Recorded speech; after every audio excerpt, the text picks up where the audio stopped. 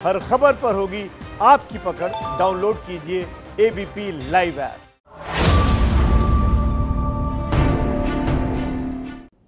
और वक्त है विजय विद्रोही के साथ विजय फैक्टर का। भारत सरकार ने अगले 1 साल के लिए अपनी नई परियोजनाओं पर रोक लगा दी है क्योंकि सरकार के पास पैसा नहीं है। लेकिन मौजूदा परियोजनाओं पर भी कोरोना ने ग्रहण लगा दिया। इन योजनाओं का काम अटक गया है या फिर धीमा हो गया है क्योंकि मजदूर ही नहीं मिल पा रहे। आपको जानकर यह हैरानी होगी कि कुशल मजदूरों के नहीं मिलने के कारण सरकारी परियोजनाएं अधर में लटक गई हैं। तो देखते हैं इस पर हमारे सहयोगी विजय विद्रोही के साथ विजय फैक्टर। नमस्कार, हमारे खास कार्यक्रम विजय फैक्टर में आप सबका स्वागत है। मैं हूं विजय विद्रोही। कोई भी सरकारी परियोजनाएं कब अटक कर चलती है, कब उसकी रफ्तार धीमी पड़ जाती है? जब पैसे की कमी हो, जब भूमि अधिग्रहण में देरी हो रही हो, जब अदालत का कोई पेच फंस गया हो या कोई राजनीतिक विवाद खड़ा हो गया हो। लेकिन अगर हम आपसे कहें कि मजदूरों की कमी के कारण सरकारी परियोजनाओं में देरी हो रही है तो आप क्या कहेंगे? जिस देश में इतनी बेरोजगारी है वहां ऐसा हो रहा है? बिल्कुल हो रहा है जनाब। कोरोना काल के कारण ऐसा हो रहा है। ऐसी ही कुछ सरकारी परियोजनाओं की रफ्तार को जांचने का काम आज हम करेंगे।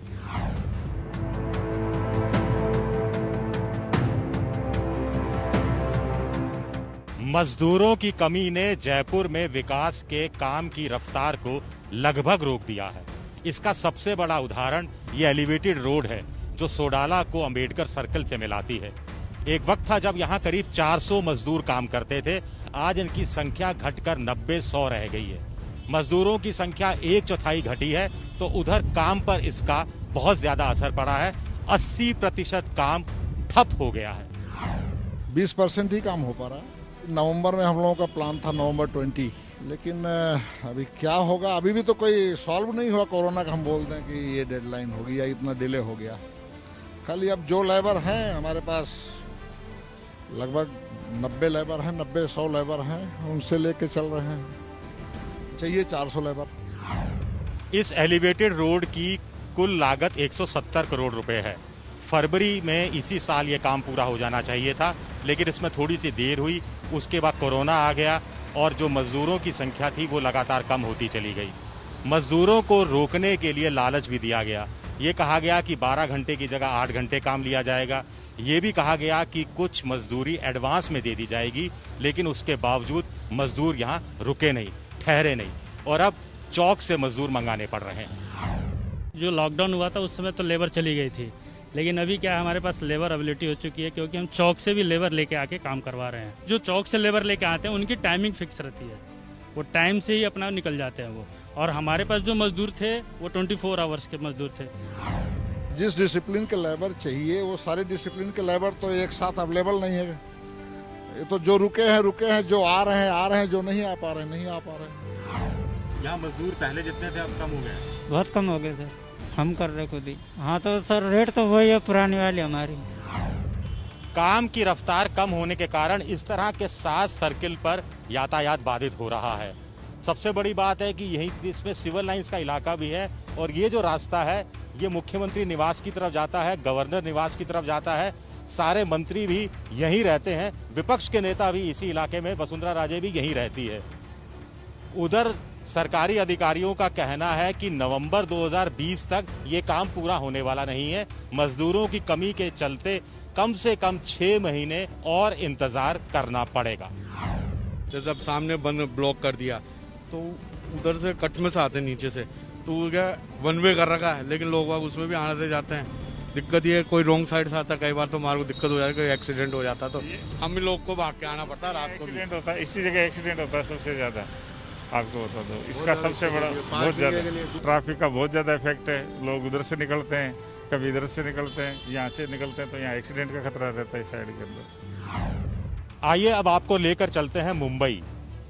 मुंबई भी कोरोना से बहुत प्रभावित रहा है और वहां भी लाखों की संख्या में बिहार और यूपी के मजदूर अपने अपने राज्य में चले गए हैं, जिससे वहां भी काम के रफ्तार में कमी आई है।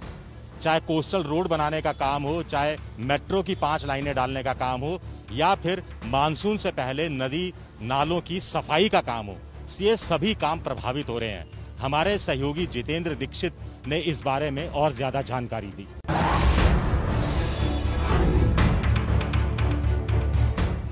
इस वक्त हम परेल के फ्लाईओवर पर हैं। मुंबई, मध्य मुंबई का परेल इलाका है ये, और यहाँ पर हम देख रहे हैं कि सड़क को रिपेयर करने का काम किया जा रहा है।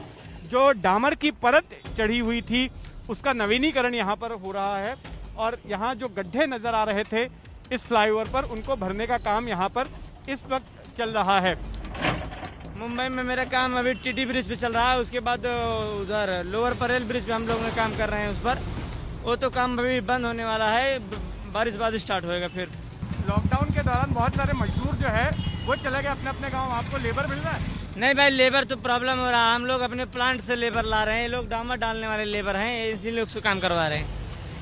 लेबर की इस बार किल्लत हो रही है काफी? हाँ, लेबर की बहुत किल्लत हो रही है इस बार, लेकिन तभी भी हम लॉकडाउन को देखते हुए अपना काम कर रहे हैं। तो जो हमेशा के आपके लेबर थे वो क्या सब छोड़ के चले गए, गाँव चले गए हैं इस वक्त। मुंबई से आपको लेकर चलते हैं अहमदाबाद। मुंबई की तरह अहमदाबाद में भी कोरोना ने अपने पैर पूरी तरह से पसारे हुए हैं। वहां भी मजदूरों का टोटा है। ये इसी वजह से वहां पर सबसे बड़ा काम जो प्रभावित हुआ है वो 6 लेन हाईवे का है, जो अहमदाबाद शहर को गांधीनगर से जोड़ता है। करीब 13-14 किलोमीटर की ये दूरी है।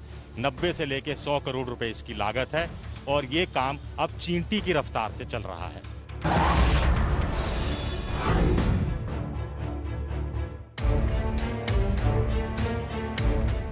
अहमदाबाद से कुशांक सोनी ने हमें यह जानकारी भेजी है। अहमदाबाद से गांधीनगर तक का 6 लेन का प्रोजेक्ट है।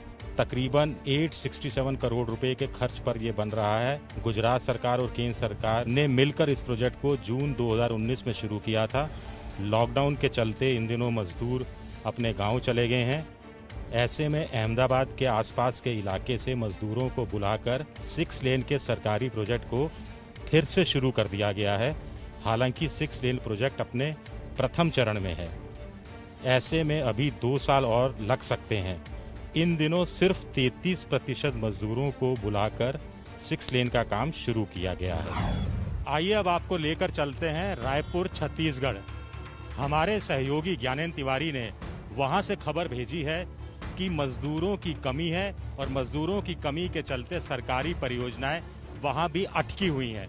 काम धीरे धीरे चल रहा है, काम की रफ्तार सुस्त है। इस्पात और सीमेंट उद्योग को इसका ज्यादा खामियाजा उठाना पड़ रहा है।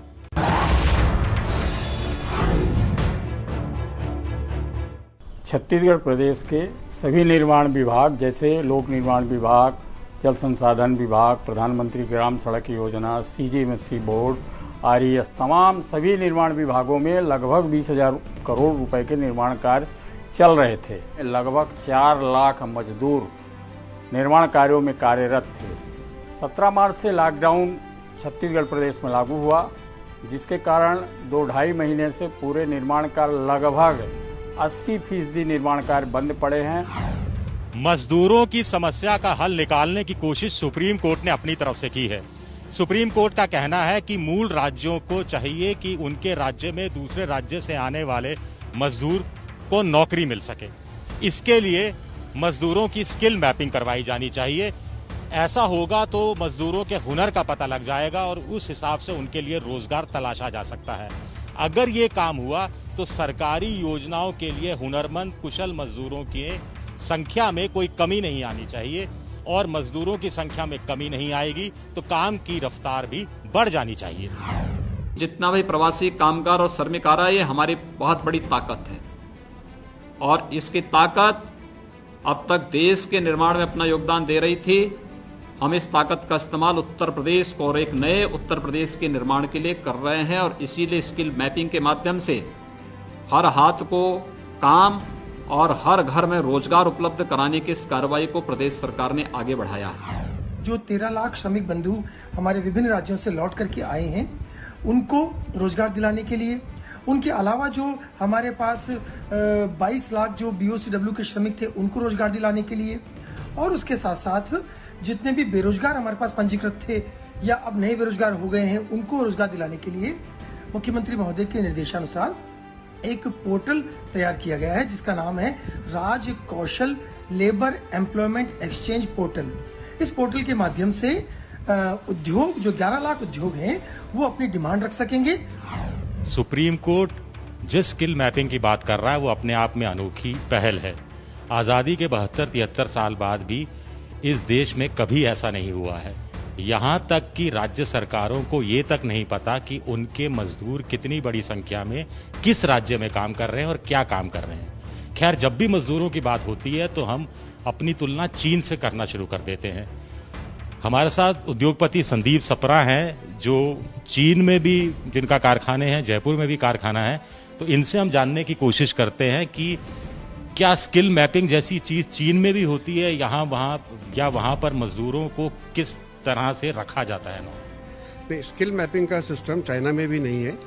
वहाँ चाइना में अगर आपको किसी को लेना है कंपनी के अंदर, चाहे लेबर हो चाहे स्टाफ में हो, या तो प्लेसमेंट एजेंसी के थ्रू आते हैं या आप लोकल पेपर में अपना एडवर्टाइजमेंट निकालते हैं। हिंदुस्तान में जो स्किल मैपिंग की बात सुप्रीम कोर्ट कर रहा है, अगर वो हो जाता है तो आपको लगता है कि ये मजदूरों के हित में भी होगा और उद्योगपतियों के पक्ष में भी जाएगा? बिल्कुल, अगर स्किल मैपिंग हो जाए ये बहुत अच्छी शुरुआत है।